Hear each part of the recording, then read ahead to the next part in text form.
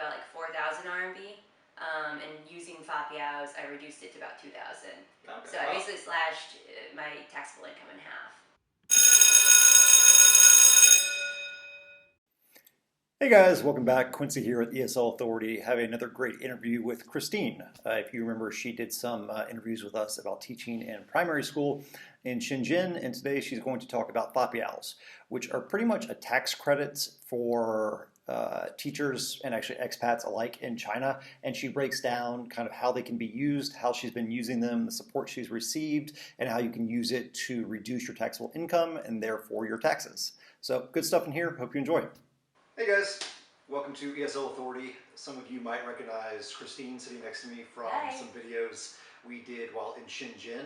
She has recently moved to Shanghai, and we want to talk a little bit about Fapiaos, which are kind of a way to save money as a teacher, an expat in China. And Kristine is kind of new to using Fapiaos, so I figured she was the perfect person to kind of run us through them. So to start, let's actually give an overview of what a Fapiao is. Actually, before we go, she was nice enough to share a Fapiao, and I'll provide a close-up. It's kind of confusing if you don't really know what it is, but yeah, let's start with what's the overview. Yeah, of course.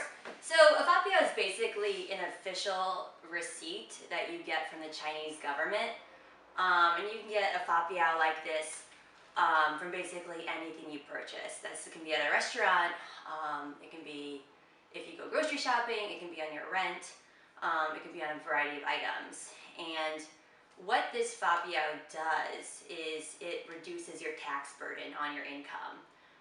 So basically you collect this after purchasing something, and then you are able to give it to the HR or the finance department at your school, your company, and it reduces your taxable income. Okay, so let's run through a scenario. So let's say you're out, I guess, can you get a Fapiao anywhere? Can you get it at a restaurant, at the mall? Where can you get it and where can't you get it? And then we'll move forward with scenarios. So you can get a Fapiao from basically anywhere, but to actually use it to reduce your taxable income, there's only certain sectors that actually are allowable. So these sectors are transportation, restaurants, hotels, and then basically your rent and data plans for your phones. So the idea is whatever you're spending to be living in China for this year is kind of what can be used for a Fapiao. Okay. Does that make sense? So pretty much your immediate expenses that you incur to live in China as a teacher, almost everything, assuming it pertains to room, board, and food, is safe. Exactly. So let's say you're out to dinner with a group of teachers and you pick up the bill and you want the Fapiao. How does it work? Okay, so first they would give you the bill, and you'd pay it, and after dinner's over, you ask for the Fapiao, which is going to be this specific document with the red stamp on it. The stamp's from the restaurant though, right? Yeah, the stamp is from the restaurant. The restaurant will have these papers, and they're going to print this off, and all you need to give them for them to print this Fapiao off is your company ID and the company number. So if you're working for basically any school or any company in China, they're going to have this number and this name, and they're going to give it to you. So I just have it saved on my iPhone, which is a photo, and I show it to the people who are printing off the Fapiao. All you have to say is Fapiao. Like, I don't know a lot of Chinese, and I just say Fapiao, and they're like, oh, okay, and they give me this document. Okay, so you get the document and you show up at school on Monday and you want to use it to save on your taxable income. Who do you give it to and what do they do? So at my school, we have a financial department who collects all the Fapiaos from all of the foreign teachers, because actually Fapiaos are only able to be used by foreigners in China. Oh, okay. It's kind of an incentive to get more foreigners to come work in China, because it's like, oh, you can actually pay less in taxes. So you only pay about maybe 10% in taxes versus like 25% when you use the Fapiao.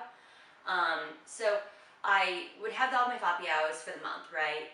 And I go to the financial department at my school at least before the end of the month, which is payday, and they're going to tally up all of the Fapiaos that I have and let me know if I need to give them any more.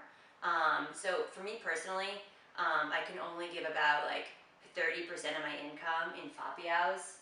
So That's the maximum. You could have more, but they limit it to that amount. yeah, that's about the maximum. It's about 20. I think it's about 25 to 30% Okay. is allowable. So when I give them all the Fapiaos, they just do whatever they do, and when I get paid, the amount I owe in taxes is like about half of what I owe originally. Okay. So they showed me what I would have to pay if I didn't put Fapiaos into the system. It'd be about like 4,000 RMB. And using Fapiaos, I reduced it to about 2,000. Okay. So I basically slashed my taxable income in half. So pretty much a no-brainer. Yeah, of course.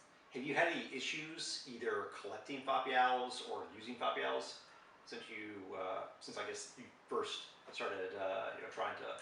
So Fapiaos are great, but what I ended up doing is just getting a Fapiao from my landlord. So he went to the tax bureau with my housing contract, and he was able to get a Fapiao that would basically cover my entire year of monthly Fapiao So burden. it's like a one and done. So it's a one and done thing, and I'm not like collecting Fapiaos after every single meal or purchase, because sometimes those purchases aren't allowable. Like if you go to a liquor shop or if you buy alcohol at the grocery store, you can't use that Fapiao. Because that's not doesn't fall in the sectors. Yeah, Okay. alcohol does not count. And then there's places that do like, this is a Starbucks receipt, and their Fapiaos, like they won't give you a Fapiao like this. You have to scan the QR code, and then you have to fill in all this information, and they send you one on your phone, and you have to print it out from your phone. That's for like a 30 kuai coffee, so it's like there would be like 100 coffees to get this. From a company standpoint, I can Yeah. understand why they would do it, because it's way easier than having to like print out one of these every time. Yeah. But then again, if it's only for foreigners, it's probably not that cumbersome. We've talked about what a Fapiao is, how you collect them, how your HR department uses them. Yeah. The last thing I'd like to ask, is there anything that surprised you about the Fapiao system? It seems pretty straightforward, although like all things Chinese, there probably are some surprises. Is there anything that surprised you about Fapiaos in China? Yeah, well, so I mentioned using the rent Fapiao, which makes it really, really easy and convenient, because it basically just clears me of having to turn on Fapiao for the entire rest of the year. The only problem with doing the rent is that you do have to pay about 5% of your monthly income, or 5% of your monthly rent to get that Fapiao. And it does add up, but it ends up saving you more than it costs. Exactly. So my whole year of Fapiao cost me about like 1,500 RMB, which is like $300 US. So it's not that bad. Are all your coworkers taking advantage of it, or is it something that a lot of people think is more hassle than it's worth? All of my coworkers are taking advantage of it. I am working at an international school, so I have more information coming from my HR department and the financial team. Now, I had worked in public schools in the past, and I had no knowledge of the Fapiao system. Okay.